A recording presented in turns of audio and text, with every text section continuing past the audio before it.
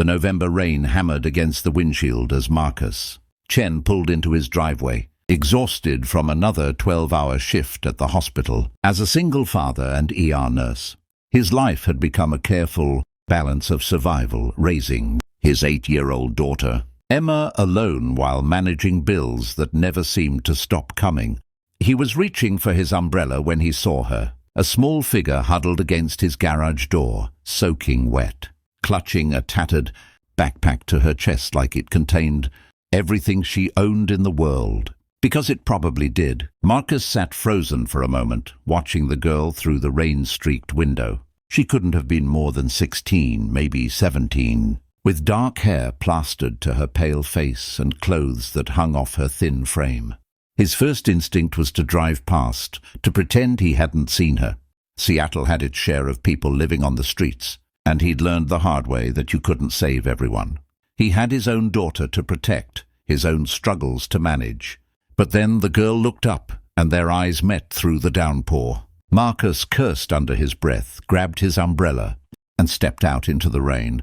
"Can I help you?" he called out, approaching cautiously. He kept a safe distance, mindful of both their safety. The girl scrambled to her feet, stumbling slightly. Up close, Marcus could see she was shivering violently, her lips tinged blue from the cold. She couldn't have been out here long, or hypothermia would have already set in. "I'm sorry," she stammered, her voice barely audible over the rain. "I didn't mean to. I was just trying to get out of the rain. I'll go." "Wait," Marcus held up his hand. Something in her eyes stopped him, not desperation exactly, but a kind of weary resignation that no teenager should possess. "How long have you been out here?" "Just tonight. I usually stay at the bus shelter on 5th. But there were some guys there, and I—" She wrapped her arms around herself, unable to finish the sentence. Marcus felt his heart clench. He thought of Emma, safe and warm inside with Mrs. Rodriguez, their neighbor who watched her during his late shifts. He thought of what he would want someone to do if his daughter were ever in this situation. "Please, sir," the girl said, her voice cracking. "Can I sleep in your garage?" "Just for tonight. I won't touch anything. You won't even know I'm there. I just need to get dry and warm for a few hours." The request was so modest, so small, that it broke something in Marcus's carefully constructed walls. Here was a child asking not for a home, not for money, not even for a meal, just for the basic human dignity of shelter from the rain. Every logical part of his brain screamed no. He didn't know this girl. She could be dangerous or on drugs or running from something worse than the rain. He had Emma to think about. He had responsibilities, but Marcus had been raised by a mother who believed that kindness wasn't something you gave when it was convenient. It was something you gave when it cost you something. "What's your name?" he asked. The girl blinked, surprised by the question. "Lily." "Lily, I'm Marcus." He took a deep breath, knowing he was about to make a decision that would change both their lives. "You're not sleeping in my garage. Come inside."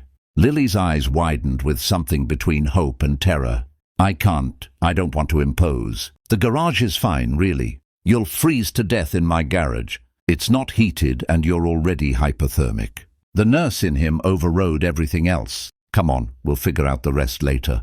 20 minutes later, Lily sat at Marcus's kitchen table wrapped in one of his old bathrobes, her wet clothes tumbling in the dryer. She held a mug of hot soup between her trembling hands, taking small, careful sips as if she couldn't quite believe it was real. Marcus sat across from her, nursing his own coffee, trying to figure out what to do next. "Daddy?" A small voice came from the hallway, and Emma appeared in her pink pajamas, rubbing sleep from her eyes. "I heard voices." Marcus started to intercept her, but Lily had already looked up. The expression on the teenager's face was one of such pure longing that Marcus felt his throat tighten. "Hey, sweetheart," he said gently. "This is Lily. She needed help getting out of the rain, so she's staying with us tonight." Emma, with the remarkable adaptability of children, simply nodded. "Hi, Lily. Are you okay?" "I am now," Lily whispered. "Thank you." Emma climbed into the chair next to Lily, studying her with open curiosity. "You look cold. Do you want my fuzzy socks? They're really warm." And just like that, Marcus watched his daughter's small act of kindness Chip away at the defensive shell Lily had built around herself. A single tear rolled down the teenager's cheek, and she quickly wiped it away. "I'd like that," Lily managed. "Thank you, Emma." As Emma ran to get her socks, Marcus leaned forward. "Lily, I need to know, are you in danger? Are you running from someone?" Lily shook her head. "Not like you're thinking. I aged out of foster care 6 months ago. I was staying with my last placement until I turned 18, but..." She stared into her soup. "Things got complicated. Her boyfriend didn't want me there anymore, and I couldn't afford rent anywhere. I've been moving around, staying wherever I can, trying to save up." "What about school, family?" "I dropped out last year to work full-time at a diner, but they cut my hours last month. No family. I've been in the system since I was 6. She said it matter-of-factly, without self-pity, which somehow made it worse. Emma returned with the socks, along with one of her stuffed animals, a worn teddy bear named Mr. Buttons. "He helps when I'm sad," she explained, placing both offerings in front of Lily. Lily's composure finally cracked. She pulled Emma into a hug, tears streaming down her face. "Thank you," she sobbed. "Thank you so much." Marcus felt his own eyes burning. He excused himself, stepping into the hallway to make a phone call he knew would complicate his life, but felt absolutely necessary. That night, Lily slept on their couch. Marcus gave her clean sheets, a warm blanket, and privacy. He checked on Emma, who was already fast asleep. Mr. Buttons returned to his usual spot on her pillow. "Did we do the right thing?" Mrs. Rodriguez asked when he called to update her. She'd been his lifeline since his wife died 3 years ago. "Always ready to help with Emma." "I don't know," Marcus admitted, "but I know I couldn't turn her away." "Your mother would be proud," Mrs. Rodriguez said softly. The next morning, Marcus woke early to make breakfast. He found Lily already awake, the couch made up neatly, her backpack repacked and sitting by the door. "You're leaving," he said, not quite making it a question. "I should. You've done enough. More than enough." But her hand clutched the strap of her backpack like she was forcing herself to hold on. "Lily, sit down, please." She hesitated, then lowered herself onto the couch. Marcus sat across from her. "I made some calls last night.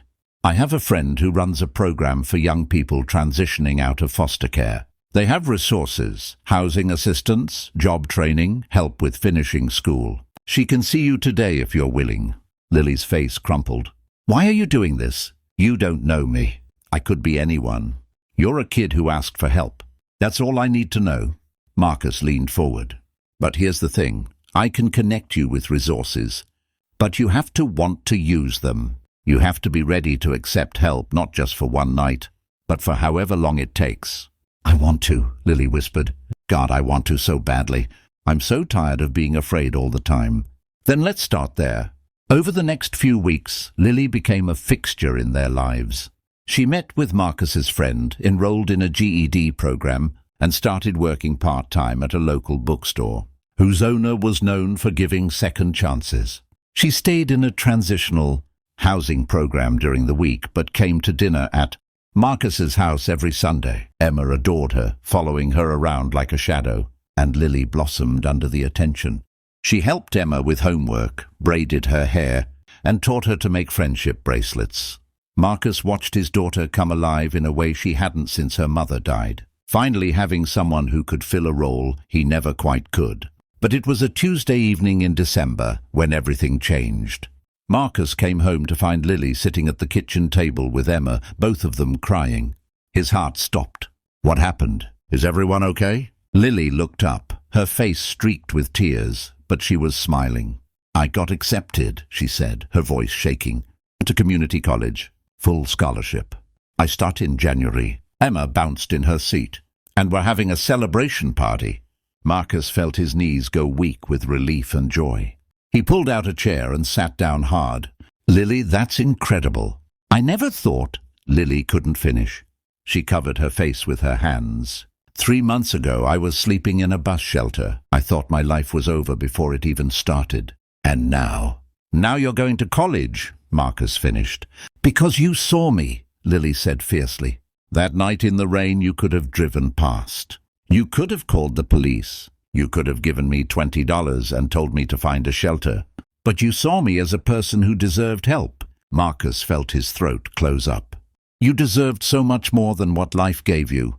"Maybe," Lily said, "but you gave me something nobody else ever had. You believed I was worth saving."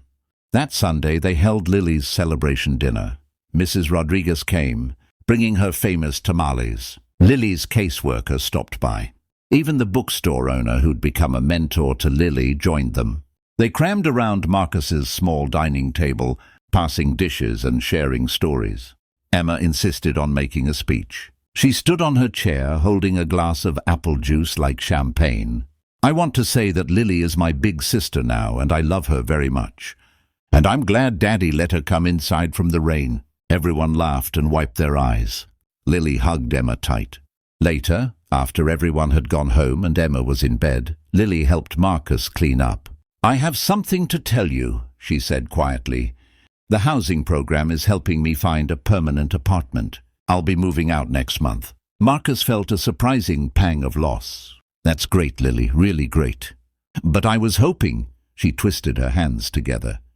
"Emma's birthday's coming up and I'd like to be there. And maybe I could keep coming for Sunday dinners. If that's okay." Marcus smiled. "Lily, you're family now. You don't need an invitation." She threw her arms around him in a hug. "Thank you," she whispered, "for everything, for seeing me when I was invisible." "You were never invisible," Marcus said.